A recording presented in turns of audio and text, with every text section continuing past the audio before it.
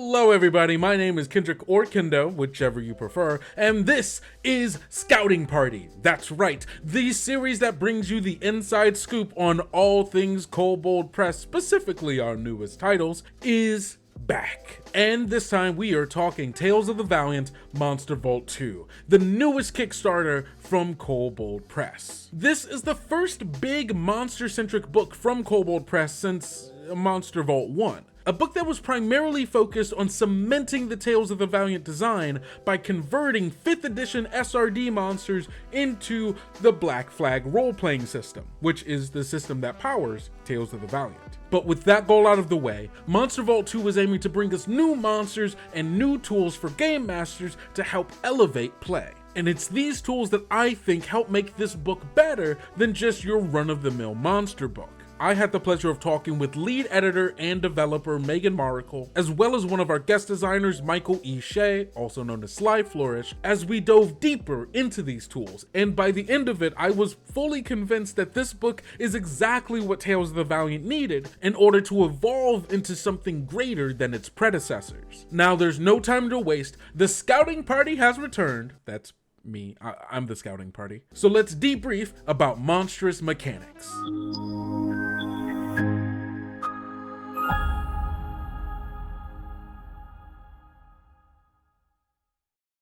The Monster Vault 2 is the second in our series of monster books for Tales of the Valiant. And with it comes over 300 new monsters, which is, as a game master myself, very, very good. Outside of the over 300 monsters that we are getting in this book, there are also brand new mechanics and rules to help facilitate game masters making their encounters even better or deadlier or worse, I guess, if you're a player, and maybe makes you sad, you know.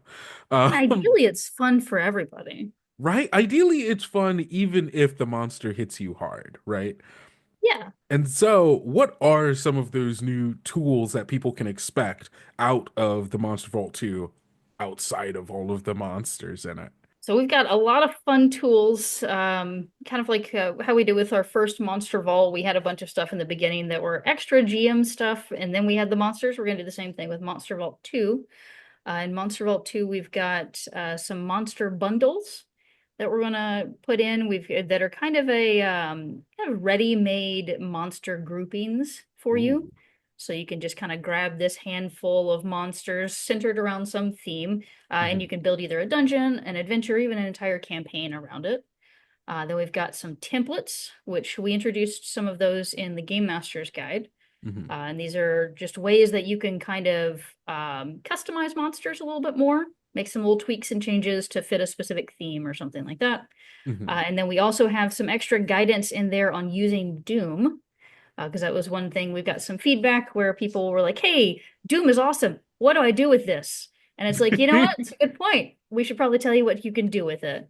So we've got that also. You wrote a section in the Monster Vault 2 that I think, I know that I'm personally very excited about, and that is the Doom point system. And you can use those points to various effects as a game master to help bolster your monsters, to help make things a little harder for the players, or really, and as we're about to talk about, you can do a lot more things to help keep the fiction of the game flowing. And so, Mike, in one of your Sly Flourish videos, you were talking where you were initially talking about like expanding upon Doom points.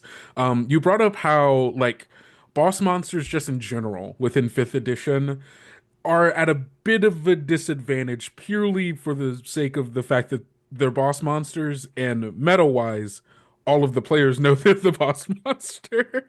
And so it's hard to keep the fiction of they're big, bad, and terrifying when everyone's using all of their really, really good stuff at them. That brings them down, you know, whenever. And you mentioned how Doom could help level that playing field a little bit. Can you talk a little bit more about that? Yeah, sure. So I think bosses have been probably always at a disadvantage, right? I think as long as there's been sort of combat focused role playing games, I think players probably loved pouring everything they had onto the boss, which is so funny because it's sort of antithetical to how bosses are portrayed in fiction in general. Yeah. Every so often you get it, the famous Indiana Jones shooting the swordsman sort of situation. Yeah. And sometimes it's really fun, like that scene, right? Like there are times in your game where it's really fun to get that jump on a boss and totally take them out, and they never have a chance to do anything. And you're like, I've hated you for so long that me just kicking you around the room is really a good time. Right. But a lot of times we also think of like boss fights as the big climactic fights, from like video games and other things where, you really want to watch the characters get pushed to the edge and have that big challenge. But one of the things that can kind of happen from here is that, the motivation of the players as they're playing isn't always for the maximum excitement and tension of the game, but the how do I make sure that this boss can do nothing, right? I want him to never hit me, never do a special ability, never act, right? Anything I can do. Especially if it's one that they've like encountered before and they have a particular amount of hatred for. They're like, oh no, I just want to shut you down. Yeah. And I've been writing about this for like 20 years, right? Or like at least 15 years that I've been writing about what do we need to do to protect our boss monsters. Like third edition D&D didn't have anything really. And fourth edition kind of did, but like fourth edition was where I really saw these, because that's when they had like elites and solos and things like that. Yes. And solo, they called them solo monsters, but the dirty secret that even the designers would tell you was you could not run them solo. You had to have other monsters because you have to have minions in there. Yeah. And they would just get pinned down 15 different ways, and it didn't matter how big they were and how many hit points they had, how much damage they did, because they would just get stun locked in the corner, and they're facing the corner with a dunce cap on their head while the character's just kicking in the ass. So and the fourth edition has legendary actions, right? Or legendary resistances, and legend, and I think Tome Beast, or not Tome Beast, Monster Vault also has legendary resistance for monsters as well. What we're seeing now, I think, from the little previews we've seen, is that D&D 2024 Monster Manual now has more legendary legendary, but they also have many more effects that have saves, right? Like we're trying so hard to make them feel terrifying. So Doom is a different angle on it, and that's what I really liked about it. And Doom is like it's a multi-purpose currency. I actually think it is very important and a very good design idea that it is an optional rule, because there are many GMs and players who just do not like this idea, right? They don't want it. They don't need it. They don't want to use it. And so that's great, right? Like, you shouldn't have to, right? Right, exactly. If it's a thing. So having something like this that is an optional rule, I think already is at a big advantage. But yeah, when I saw the initial Doom rules that are in the Monster Vault, I was like, this is great. And then that's like, like a lot of us designer types, we like, that's a great idea. I'm going to keep going with it, right? I'm going to grab it and run. And so I talked with my own players at my home game about these ideas, and like essentially like having this sort of GM cheat card, right? And it's like, this is a way for me as a GM to be able to break the rules of the game in certain ways. And in order to make sure that the tension and the fun and the pacing of the game is going in the right direction.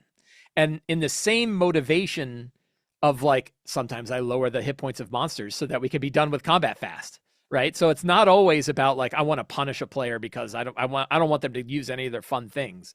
It's like, no, I just want the tension to match the fiction, right? I want the game to feel, a boss should feel like a boss if it should feel like a boss. And you've seen, I think a lot of GMs recognize this, where they run a boss, it gets pinned down, it gets killed.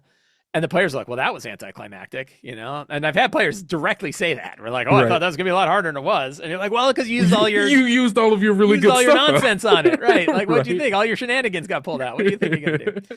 So, a key is like trying to figure out how to use a tool like this that doesn't take agency away from the players and the cool things that they've got for their characters, but also keeping that tension high at the same time. Yeah. And a lot of those optional rules, a lot of the ways that Doom can be used, I think hit that. I'm looking at the Monster Vault now. The idea that you give a creature advantage on an attack roll, you give PC disadvantage on a save, or you can refresh, recharge, or gain a new ability of a limited use feature. Yeah. Right. Those are good, and they don't overlap with legendary resistances. Right. I mean, they don't have. I don't think one of the options here, but I think they do in. The Game Master's Guide also has rules for it, right? Yeah, like some more like, hey, here's some other stuff you could do. Yeah, exactly. And I think one of the fun things is like, it's pretty clear that, we at Kobold Press putting myself in the freelancer seat here, Yeah. are still learning about the idea and like, oh, there's more we could do with this. There's more we could do with this, right? Yeah. And so the Game Master's Guide has new optional rules for Doom as well that kind of expand it. And now we're talking about new optional rules that are going to make it into the Monster Vault. Yeah. A quick disclaimer: you and I talked about it before the show, but I think it's important to mention here. When we're talking about the stuff that's in the Monster Vault 2, I literally turned over the first draft of that to Kobold Press like 4 days ago. So the things that when I talk about the things that are in it, I'm hoping they're in it. I think Megan seemed quite pleased with it, so I'm hoping they're all going to make it in there. But of course, through publication and everything else, and editing, the editors will do what potentially they change do. from where we go. Yeah. Yeah. And I really like what you brought up there, because like my mind was also going to like, oh, like it's kind of like it allows for a lot of the secret tools that game masters use behind the screen of like, how do I keep the pacing up? Like, oh, I'll lower some hit points here, or oh man, I really don't want this one to hit.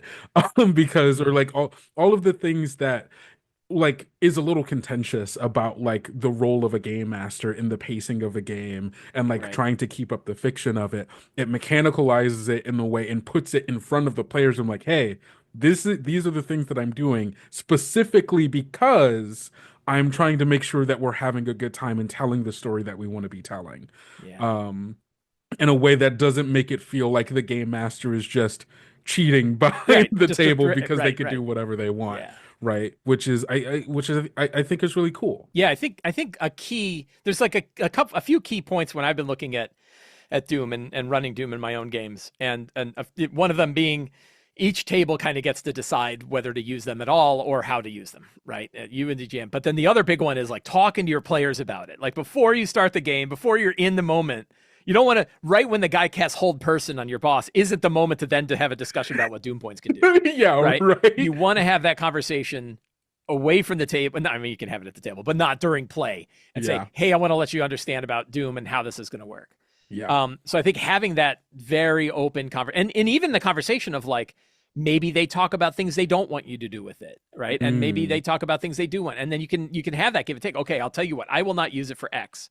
And that way we'll make sure that that's fun. Or here's why I would use it with X. Is that going against like the fun that you would be having at the table? Yeah. And what's interesting is running it at the table, I've definitely had my players like throwing their hands up and throwing the sheets in the air and oh God. And then afterwards I was like, how'd that feel? I'm like, oh no, it's great. Like I like the use of Doom, right? But the other key point about Doom and something that I talk about in this that I think is pretty critical is clarifying how many of them you have. Yes. That you can cheat all over the place with them and you can use them for all kinds of crazy shenanigans on your own, but they know you can only use them so many times. Right. And having them, and I've literally used like, I have these little cool, medieval looking coins, and I put the coins on the table. And I'm like, these are how many. And then when they see it, I'll pull one of the coins away, and they know like, there's only one of those left, right? Like we get rid of that other one, we're good. Yeah, I love the physical representation of it. Yeah, like an index card with some check boxes on it can also do it. Like you don't have to have fancy coins. It's great if you do, but something on the table that or digitally that the players can see, so they're watching the shields get knocked down as you're poking through them. Right, because like that's such a powerful thing for players to like be able to like engage with and be like, yes, I'm watching it go down, but also watching it get built up, right?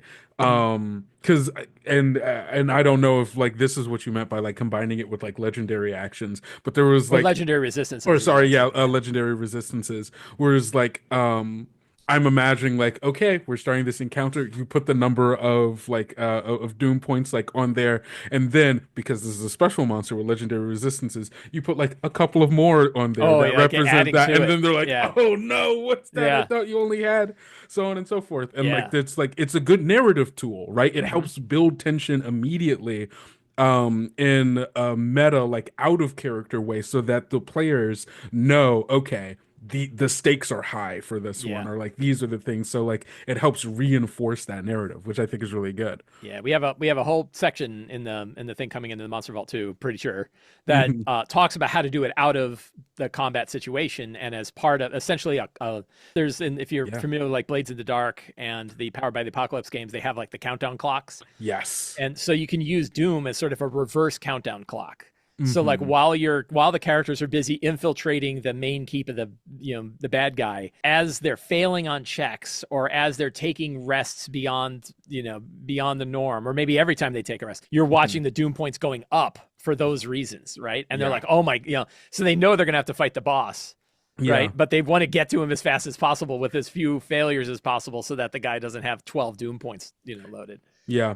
So using it as that reverse clock of like they're increasing doom points as the situation is getting worse, I think is a one powerful way to That's use it. I really like that. And like similarly in a way that's also kind of like aligned to like Powered by the Apocalypse or Blades in the Dark. I was talking to Cujo, who's one of the GMs of our Kobold Creates programs, and the way that he uses it in his Tales of the Valiant game, he'll like if someone like fails a check, he'll sometimes give them the option of like, would you prefer to Yeah, succeed? and I get And a if doom. so, I get a doom. Yeah, right.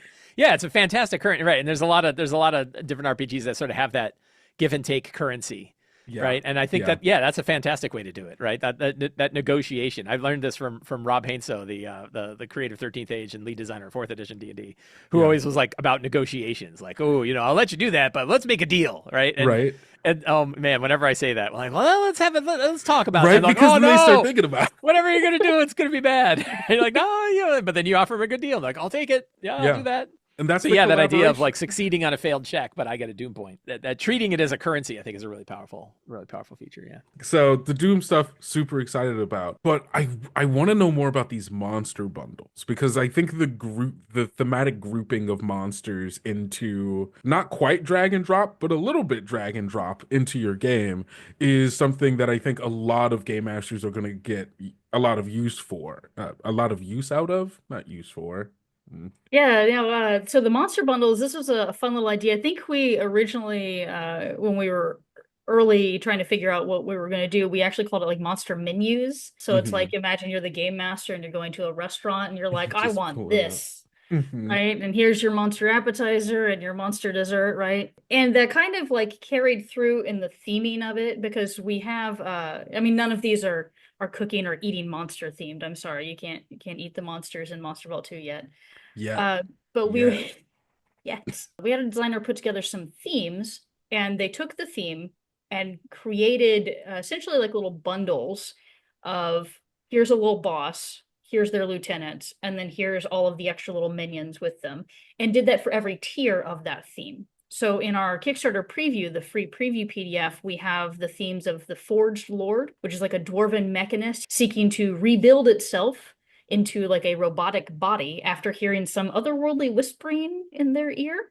Just some Just otherworldly I don't know, this whispering. thing is just telling me I need to build more stuff, So it's this mechanist is sitting in this mountain and sends mechanical minions far and wide because you can't build something from nothing, so you have to go and get all the resources. At like the earliest tier of it, so like if you're first level players or whatever, you're going to be running into like the little like Clockwork Watchmen and some little robots and some little mechadrons here and there, and that's kind of going to be the tier 1, right? So like maybe there's a local town that robots come in and they've been like taking stuff. We don't know why, and occasionally they attack somebody's cow or something, right? And that's a little weird, right? So then Yeah. you can go and look into it. If you want to run it as like a tier 2, then maybe this has progressed a little bit more, right? And the reach has gotten a little farther, and they've got some of the robot wardens. We have a tunnel rumbler that's also in Monster Vault 2 that, how do I describe it without spoiling too much? I'm not allowed to spoil stuff, right? Yeah, you're allowed to spoil. That's the whole Okay. point of scouting party, you All right, know? the whole point of scouting party. Yeah, so the tunnel rumbler is like a mining construct. So they're meant to like go through and help with the mining process, but then also kind of clean up the area, right? Because dwarves can kind of, or any miners, leave a lot of Mhm. stuff behind them. So the tunnel rumblers are kind of built to kind of clean up and help with that whole process. And Mm. sometimes if they're left a really long time, they can get a little, everything needs to be cleaned out. This tunnel needs to be pristine. What are you doing here, adventurers? No. This is why maintenance on all of your mechanical things is very important, because if you don't maintain your car, it might start killing people. You never know. You can't just leave it out there. You don't know And who it's just going to end up killing. You don't But yeah, know. so that would be like the tier 2-ish for the Forged Lord. Tier 3 we have that's when the leader actually has the high mechanist stat block. So Mhm, in Monster Vault 1 we introduced a mechanist stat block, an NPC stat block. And in Monster mhm. Vault 2 we have the high mechanist. So it's kind of an advanced mechanist. And that's going to be like the leader as the dwarf is like starting to replace some parts on itself with robotic bits and Oh, is just this like robotic leader type of person, which is really, really fun. that's so cool. Yeah, it's great. And I think yeah, and then eventually it becomes like an iron golem. So like this leader is like turning themselves into this big golem type of thing. And then eventually at tier 4, and of course this is also so tier 3, the final boss, quote unquote, could be the iron golem version, right? Like Hmm. that's as far as this mechanist has gotten. And then like you've got some other golems like steam golems and tetradrons and even some gorgons or other stuff that are supportive of that. You know, no longer you don't have like the little tiny mechatron. You might still have some of them, but you know, at tier 3 you're going to be wanting a He's lot more of them, upgraded. right? Yeah. And then the tier 4 version of this bundle would be the Forged Lord actually succeeded, turned themselves into a robot, and now they use the statistics of the Integron, which is our new like master mechadron. So we introduced the mechadron in Monster Vault 1, Hmm. and Monster Vault 2 is, for lack of a better analogy, like the elder brain of the mechadrons, right? Like that one big, this is where the Oh, plan is housed. This is the one yeah. that is sending out the plan to all of the mechadrons and everything. Hmm.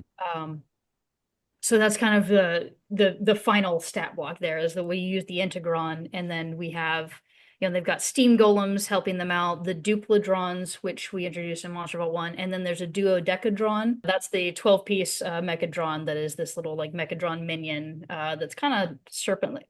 I'm making as it because I've seen the art and y'all haven't, Yeah, I so have. Yeah, but I it's don't like a know what it little looks like. Like little a thingy, that's so right? cool. And I love that, like, not just the like minions and like and lieutenants of this big potential big bad figure, right, are upgrading, but the big bad is also upgrading over time. And so it seems like the monster bundles kind of work for like, oh, okay, I need like a villain for this arc. I can kind of pick this up, drag and drop, and oh, tier 1, okay, I've got my dwarf mechanist, like bad guy with all of their minions. But if this is a recurring villain, I also know how they end up upgrading Yep. over time. So if this is the same villain from tier 1 to tier 2, this dwarf mechanist is now a high mechanist. It's the same person, but with more abilities now. And it's like you can track their progress and kind of plot story beats around how they get to that point and their own progression, which is Yep. like kind of cool. The monster bundles kind of double as like campaign building in a little Yep. in like in some ways if Well, you wanted to base it and around it. that I think that was one of the intentions too, because it was one thing when the designers started working on it. And this is what we love about working with freelancers too, is because we give them just a general idea, and then we're Hmm. like, all right, you run with it. Hmm. And the designer for this one, he came back to us and he's like, hey, are you familiar with fronts from other systems? Hmm. So he pitched the idea of expanding on this a little bit and creating something he's calling adventure escalations. Hmm. So the idea is that you can take these bundles and you can add 3 of them. So if you did want to build a campaign, you can take like 3 of these bundles, add them to your campaign, and then you seed the like little teasers about all 3 of them, Hmm. and then your players pick one, right? They're like, okay, well, there's robots over here, there's Sagwan over here, and then there's some zombies over here. Well, we're gonna go deal with robots. So then they deal with robots. So then the adventure for their tier 1 could be, all right, you're going after that dwarf mechanist. Hmm. And the final fight when they're level 4 is taking down this dwarf mechanist in their mountain home.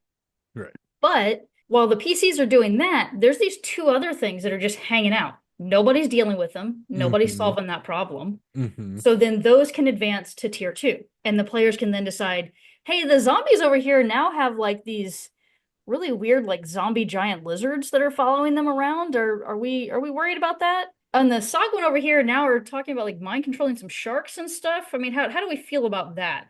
You know, so then the players get to decide which one they want to go to, and then they go to the second one. So then the third one escalates to its 3rd tier because they're ignoring that 3rd one, right? Yeah, So then you can that's kind so of good. build a campaign just using these different tiers. And when we said that's an awesome idea, yes, please do that, then the designer created a genre table.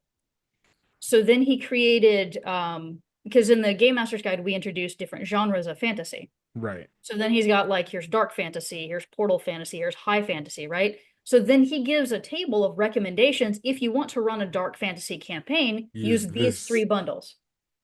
Oh, that's so So you could use whatever good. bundles you want, flavor them however you want, but some of them he did kind of have flavored around certain ideas of fantasy. So then you can kind of build campaigns based off of that. That's so good. That's so cool. Like it's something that I would not expect in like just like a little like a golden nugget in this monster book. It was like, oh, also here's an entire new framework for you to be able to base campaigns around. That's such a like a simple mechanic and like the like just like looking through the monster bundles, like they seem relatively easy to like put together, right? Because it's like you look at a list of monsters and you go, okay, what's my theme? Which ones fit for these? And then kind of get like a general story around them. And then boom, your monster bundle's done. And you just choose similar ones for different tiers. And Yep. the fact that now anybody, any game master can sit at home, open up a monster book, and just choose a handful of monsters and build an entire campaign around them is like, that's just so cool. That's so cool. That's, we really want to make GM's lives easier because you got a lot to do. So, kind of just want to make it easier, right? Just want to make it easier. And hey, you're doing it. You're doing Yeah, it. no, the bundles are great. And I do have, if you want, the names of 4 of them, because the 3 that I referenced just now are the ones that are in the preview, the free preview PDF that anybody can see. But Yeah. if we're here to tease and spoil stuff, I can give you the names of, I'll just give you 4 more names of the Yeah, bundle. give us names. Give us All right. names. So the first one I have is the Age of Giants Reborn. So there are 2 giants, a frost giant and a fire giant, who are both determined to bring back the glory of their ancient ancestors, have decided to team up, and they've now become warlords, and they're gathering armies. Oh, So so that's good. that's one of the themes of bundles. Hmm. Then the designer got kind of cheeky with some of the naming on these. So there's Monster Hunter's Rise, which is based around there's a goddess of monsters who's like, there's not enough monsters, and starts like opening portals and just letting monsters kind of like go to different parts of the world. And then the players have to be like, there's now monsters rampaging in different areas. And it's one of those things that you don't know that it's a god from another plane doing this until towards the end when you're like, oh, we need to actually stop the source of this and not just there's random dinosaurs that showed up in town. Why did dinosaurs show up in town, right? Yeah, yeah. And then let's see, the third one I have here is a spoiler, the Secret Oblivion Society. So we wanted to make sure that there were plenty of bundles for all kinds of play. So this one's more of Yeah, kind of that political intrigue type of thing, yeah. where there's like a secret organization that's growing in power and steadily taking over. And as the players kind of interact more, I mean, obviously as the game master, you get to decide how they're interacting with it. We're just giving you the core seeds in these monster bundles. But Hmm. the idea is that there's a secret organization that is actually led by an extraplanar colony of psychic beings. And so they are slowly like mind controlling people and taking over. So then it's up to you as the game master to be like, all right, take that seed. And then how do I implement that? Like, how is this town affected by these Hmm. extraplanar beings that are slowly taking over, right? Like, how is this city affected? How is the local king affected? That kind of thing. That's so good. And then the last one is just really, really fun for all of us. It's the Void God Ascension. Let's go. We need Yeah, our a voice. void dragon is attempting to become a god and needs to consume worlds as part of that. So the lower tiers are all of the cult is kind of spreading the corruption of the void because you got to tenderize the world before you eat it, right? Of course. So they're kind of preparing it for their master, and then the highest tiers or the ancient void dragon is coming in, and it's like, all right, I'm gonna eat this world, and the players hopefully stop that. Yeah. Oh my God, that's so good. There's so much in there for so many different kinds of games. And the fact that you could technically do all of them in your game if you want, Yep. if you went like the escalation route that you were talking about. That's Yep. so While good. there's these giant warlords over here, there's a void cult that's slowly just doing a lot of weird stuff. Okay, whatever.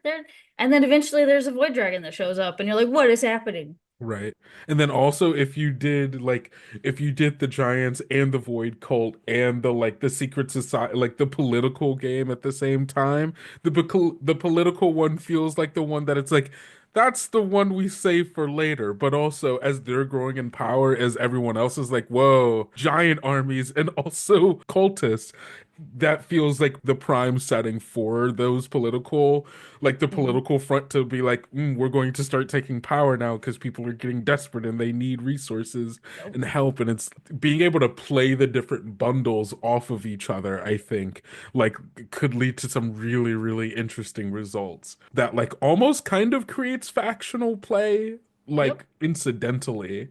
But that's so good. It's so good. This is just And one then of the things in this book. yeah, This just is a one. Just single this thing one in this section. book. Yeah, and the best part about these four is that all four of them are listed as different genres. So if you just wanted to stick with a genre, you would pick Hmm. three different ones. But this is also proof, like we just discussed, that you can take any of these bundles and kind of make them work as an escalation thing. So Yeah, that's so good. Okay, we can't keep talking about monster I'm bubbles. sorry. So there's other no, no, no. Don't apologize for talking about cool stuff.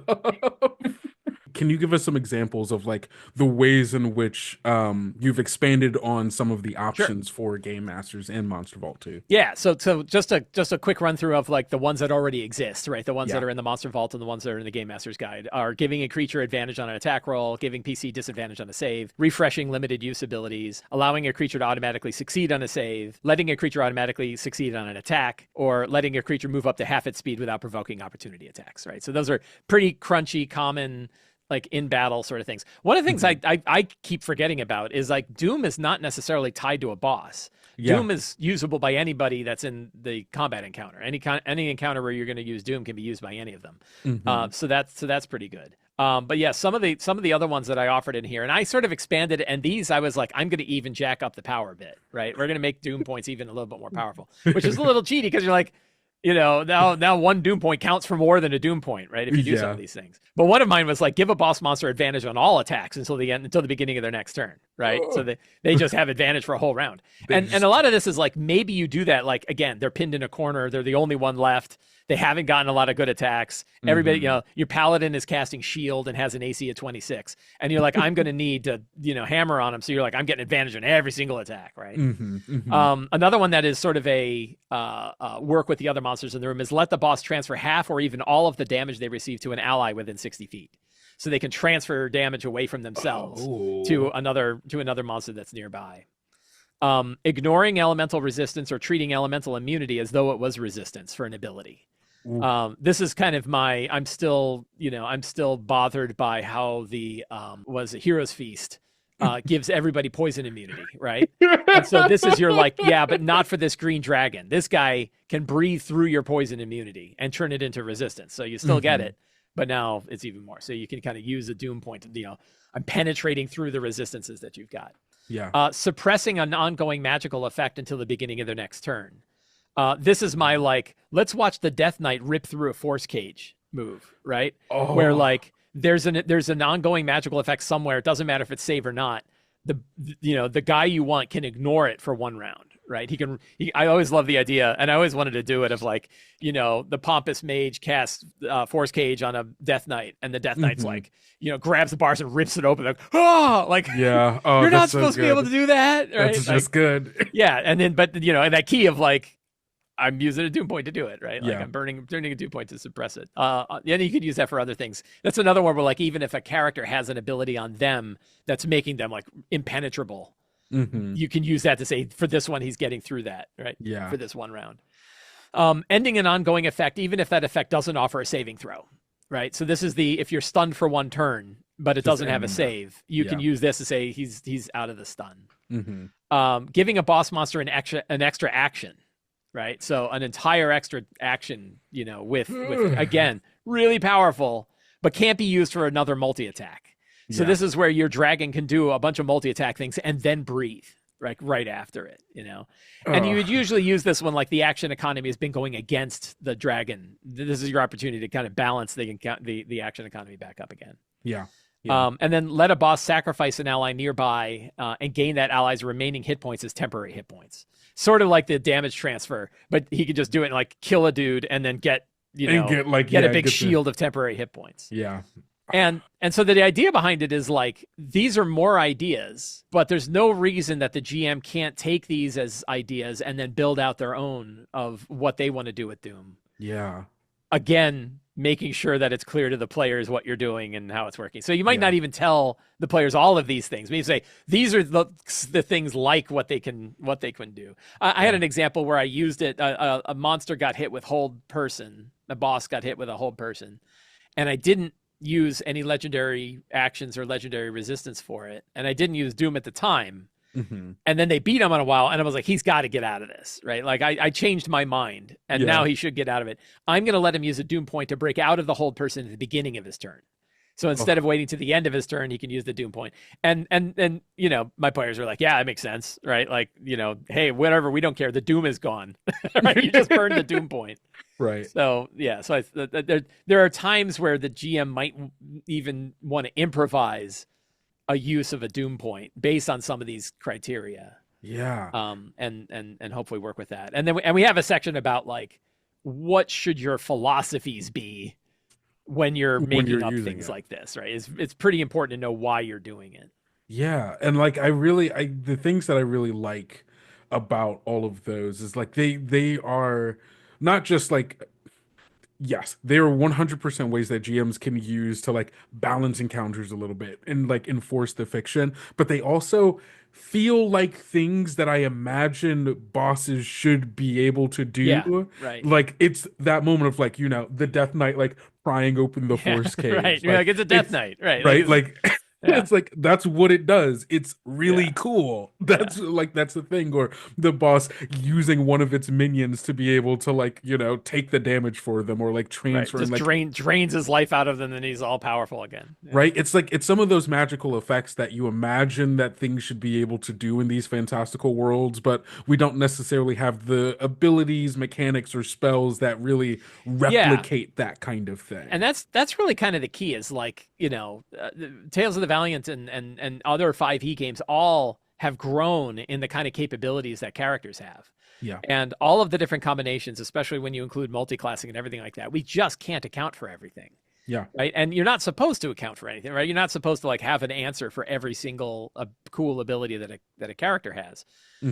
But, there's a lot of combinations that we just can't expect that can suck all the air out of the room when it comes to having a fun boss fight. And so having this thing of like, hey, I'm not stealing your cool here, but our boss has still got to be an effective boss at the same time. Exactly. Right? Yeah. Having a tool to be able to do that, I think, is a useful thing to throw in the toolbox. It's a really careful balance on like where that fun lies, and being able to completely like churn a guy that they've hated that had all this power into a complete joke can be really fun, right? Yeah. There's also like our fun, right? As a GM, it's like I made this guy, or I did, right. I would like him to do something. It was bad in the 3rd edition days where you'd take. I remember spending like a whole Saturday, like designing a single monster for Sunday that got like hit in a thing and was completely wiped out. It's because monster design in 3rd edition was definitely a different experience. Let's talk about monster templates. I love templates, but for people who don't know what they are, what are they? Yeah, so a template is a set of statistics that you would add to a monster. So they're a lot more mechanical. So with monster bundles, we're talking more of the game master prep and your world building and everything. With templates, it's a lot more of the nitty-gritty game mechanics. So in Game Master's Guide, we introduced a lot of more general use templates, like a skeleton or a zombie. So you can turn any creature into a skeleton or a zombie. So, however you want to do that. And in Monster Vault 2, we've added more, but it's essentially, it's a set of statistics. You take the base stat block and then you put those statistics on top, assuming the stat block fits. Because I think for our skeletons, some things can't be skeletons, right? It has to have a skeletal structure to be a skeleton. So there's little things like that. You just have to make sure that you're picking a stat block that fits the template, because every template has something that has parameters. Yeah. But otherwise, you put those skeleton slime. Right? You can't make a skeleton slime. It's not going to work. It's not. I mean, it might be interesting. Maybe you might have something there, but for now, yes, we can't have a skeleton slime. For now, no skeleton slime. Yeah. So we introduced that in Game Master's Guide, and for Monster Vault 2, we have included 8 new templates. So we have the Fey Champion, we have the Gloomrot Hulk, we have the Great Worm, we have the Grim, the Hell Spawn, the Many-Handed Familiar, the Prescient, and the Tar Skeleton. So, Which one do you want okay. to know about first? Which, If oh I'm God, allowed to which, spoil things, I can tell you whatever. oh my God, which one do I want to know about first? There's so, let's start with one that I already know is going to be my favorite and so many other people's. Let's talk about the many-handed familiar. Many-handed familiar. Um, Okay. because I love Snake with 100 mage hands. Snake with 100 Yes. mage hands is great. Is this any monster with 100 mage hands that I'm hearing? Kind of, yeah. So when we were first sitting down to do this book, we were looking at what kind of creatures, if any, we wanted to pick up from some of our older stuff and bring it forward into Tales of the Valiant. Hmm. And we got a list that we put together based off of the past several years of customer feedback of what their favorite monsters were. Different YouTube people that were like, hey, these are my top 5 or top 10 from this book or whatever. And we kind of put that together and then we narrowed it down from there of which ones we think would be a good fit. Hmm. And there were some that were consistent favorites. Like it doesn't matter who on the internet you talk to or who of our customers you talk to, everybody loves the Swobold, right? A Love lot the of people soul love the bowl. snake with 100 mage hands. A It's lot of good. people really love the bar brawl because it's just useful. So if you're not familiar with the bar brawl, it's the basically if a tavern fight was a swarm. So I guess that's kind of a spoiler. But yeah, it's in the table of contents. You can see it. It's a bar brawl. Yeah, it's right there. So yeah, the bar brawl was one we picked up. The Swobold we picked up. We gave it its updated Tales of the Valiant name, so it's no longer called the Swobold. I'm sorry. We have, I think, True Scale is what the lineage is called in the player's guide. Yeah. So we have that. And then Snake with 100 Mage Hands, though, we were kind of on the fence. We were like, this is really kind of niche, like it's fun, but it's kind of niche. So then we were talking, we're like, well, what if anything could have 100 mage hands? And I was like, "Ugh, that sounds like a nightmare for anybody that has to do the bookkeeping on that." And they're like, so you're volunteering to figure it out, Megan? And I'm like, sure, I guess I am. So I had to create a template based off of that creature. And the whole concept of that creature is that it was originally made by wizards as an extra because they need extra hands and you don't necessarily want to like pay a bunch of goblins, Yeah. right? You already have a familiar, just give it extra hands, right? That's fine. It's fine. Hmm. And then the other thing it's used for is thieves guilds figured out how to make this happen and they're like, hey, if we could have like a little rat just like sneak in somewhere and open the door on the other side, that works great for us, right? Rat with 100 mage hands. Right? So that's the idea. Well, we didn't let them have 100 exactly. I think Oh, we narrowed it you down to hate about a me. dozen. But that's mostly because the math gets a little crazy on how many pounds it can carry and all of that. Yeah. And the reason we did that was because we have added, as part of the template, there is a separate sidebar of if your game master allows it, how you can make your familiar have this template. That's So so there's good. player content there. It's not a lot of player content, A but there's a little little content here for you.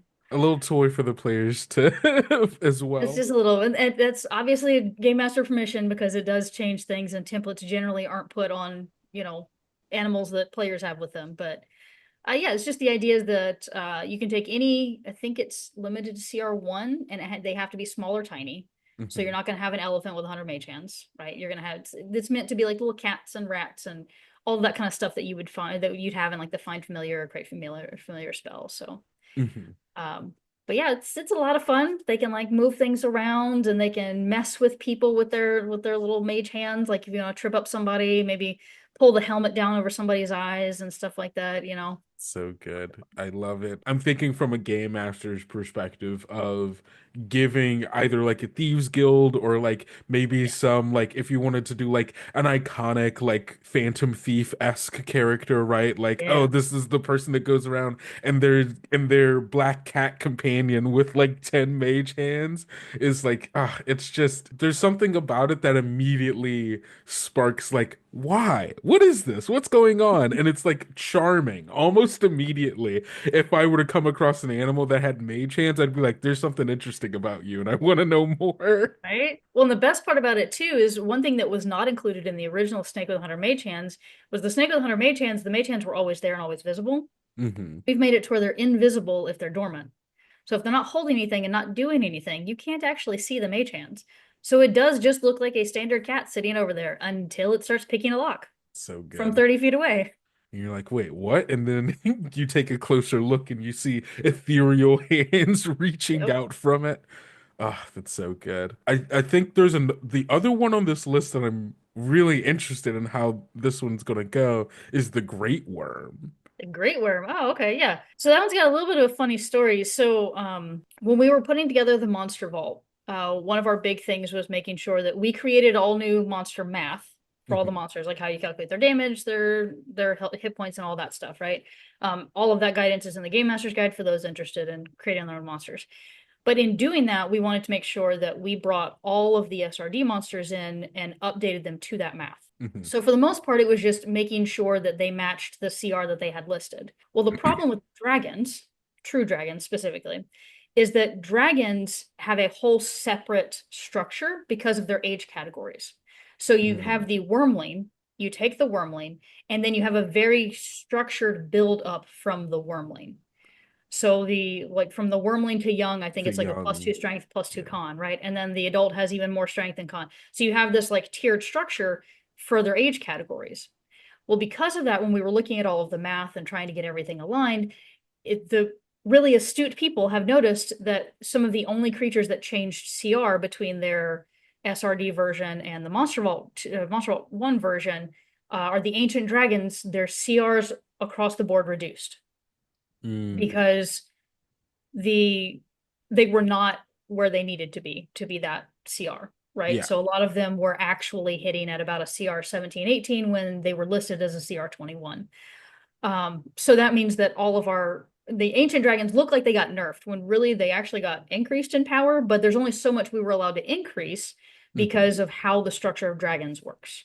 Right. Just based off. So then we were like, well, then that means that we technically have room for another category of dragon, like if we wanted to get a higher up category. The problem is that there are a lot of dragons, and we plan to continue making more dragons. There are 3 new dragons in this book. So, do we want to add a 5th page? So, for those that are paying attention to our page structure, every true dragon has 4 pages because it's 4 age categories and they have layer actions and regional effects. So it's one thing that we do have to keep in mind in the editorial team is how much Yeah. space something takes up. So then we're like, well, then if we did another category of dragon, that's 5 age categories, which I think in second edition there were like 10 age categories, or third edition like 8 or something. There were a lot of it because there was like hatchling and then wormling and then a young adult and then adult and then there's like all these different age categories. Right. And in 5e they trimmed it down to just the 4 basic ones, right? Which is nice, so you don't have to keep track of like 10 different stat blocks for every true dragon out there. Yeah. But dragons have always kind of had that structure. Like, so since the earliest implementations of dragons, they've always had that kind of age category structure where they build on Yeah. each other. So we were limited in what we could do. So we're like, all right, well, what would be like the most elegant solution? Let's make a Great Worm template. So then you can turn any ancient true dragon into a Great Worm. Yeah. And that's what this Great Worm template is.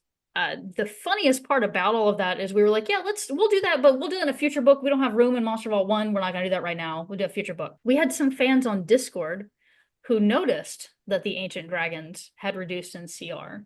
And so some Mhm. of them were like, does this mean they're going to make Great Worms soon? And I was like, well, you guys are really smart. I Thanks for guess we gotta do spoiling it it now. for us. Or high fives to them for guessing correctly, but They pay yeah, attention. they Good paid good attention. looking. Yeah. Good looking out there. Yeah. That's and I mean I agree. Like that's an incredibly elegant solution of just being able to, oh, well, I want to make this legendary ancient dragon be just like a little bit better. Make them a great worm. And I think and also I think in making it a template rather than just another monster, because it's like a thing. There's almost a kind of like it kind of has this like upgrade kind of feel to it where, oh, it's not just like it got older, that it feels like there's like a boost that is happening that might be natural, might be artificial in that it is like a thing that is made to have happened. And so another great hook. Hey, this ancient dragon is trying to do a thing to make itself into a great worm. We Yep. have to stop it, or else we won't be able to stop it because it'll be too powerful. Well, you Uh, must be psychic or something, or did you look at my chapter 2 information? Because we did actually include that, because that was how we had to justify the template. We're like, how do we make it a template instead of a natural age category? And yeah, so the dragon has to do something. not every ancient dragon ends up becoming a great worm just from age. They have to do something to earn it. Kind of like being a lich, you gotta Yeah. do a process. So it's a form of ascension that not every ancient dragon does or can do. I'm in your brain, Megan. Yep, you're in my brain. I'm in your brain. That's so cool. I love it. I mean, I don't know. It felt like the natural, like, Yep. conclusion for, oh, well, if it's not just another age category, it has to be, or potentially could be something else that things can ascend to. That's really Yep. cool. What of the monster templates would you say is your favorite? I'd probably say the Fey champion. Oh. And I'm not normally the huge fan of Fae. Fae Champion was actually one that Celeste was suggesting when we were first like brainstorming because we knew we wanted to add some more templates. Hmm. And Celeste is really big on Fae. Like for those that don't know, Celeste really likes Fae. But we have a Fae. The Fae Champion was meant to be what if an Arch Fae wanted to create like a minion kind of thing, right? Hmm.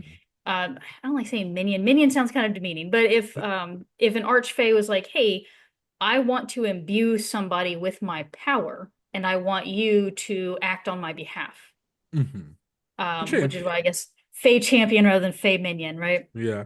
But one of the fun things about Fey is that if you look across different folklore, a lot of Fey seem to be tied to seasons, right? Right. So you think Yeah. of like the summer court and the winter court and everything. So we kind of took that a step farther or a step further, sorry, with the Fey Champion. And the Fey Champion, when you create a creature, when you add this template, you pick a season.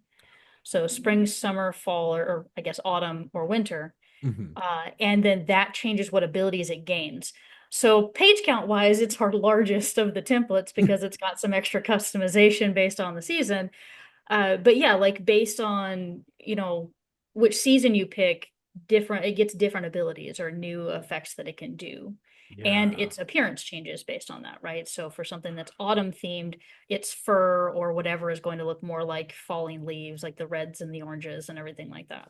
Yeah. Oh, I really, really like that. And I don't know if it has anything in there about it, but that also sounds like something could be cool for players to potentially get if they are chosen as a champion. And I don't know what benefits they get, right? So maybe it's like we don't want to give players that as like a game master, obviously you can decide that. But like being chosen by like a Fey Lord or Lady and then getting like seasonal based costume change and abilities is kind of cool. Or coming across someone that you knew before, right? Another NPC that wandered off somewhere to go, beseech help from a Fae and they've come back completely changed is kind of cool. Yeah, no, it was a lot of fun to put together because we knew we wanted it to be seasonal themed. And the biggest thing we ran into with trying to justify all of it was not every Fae that we've put out, like not every Archfey that we've released, it has a clear season. And we're Right. like, okay, well then Fey magic itself is seasonal, and then the Fey lords are kind of above that. And Hmm. then but when they imbue a champion, they generally pick one or two seasons. But that does mean that some Fey lords might have two winter champions and a spring champion, right? That's pretty good. See, now you can't keep telling me these things, I'm Megan, because sorry. now my brain immediately is like, oh, what could I do with that in a game? And I can't get distracted in this moment. I'm sorry. Why is this book so cool? Hey, I mean, because we like making cool books. Ah, so true.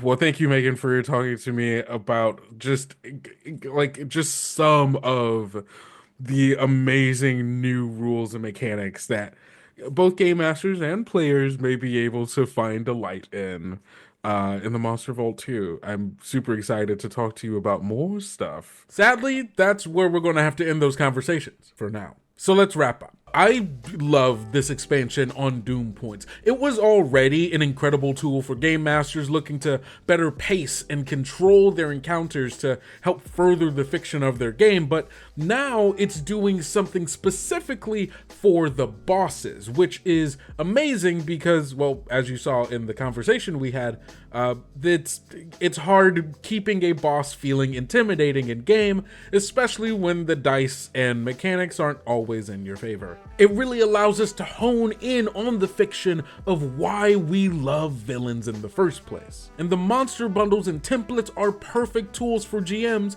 hoping to lighten their load or even just looking for a little bit of inspiration. I will 100% be using monster bundles as a framework to prep my next campaign. Like, it's just such a good tool. From Doom to bundles to templates, Monster Vault 2 brings a lot to the table when it comes to supporting, bolstering, and empowering the games we're playing, the stories we're telling, and the tables we sit at with the people we love. And what more could you want from a monster book? Oh, that's right, over 300 monsters. But that's a talk for another day. Tune into Scouting Party next time, where we'll dive deeper into the monsters that fill this accursed vault. But until then, I have been Kendrick, or Kendo, whichever you prefer, and don't forget to be bold, be brave, be valiant, and we'll see you next time.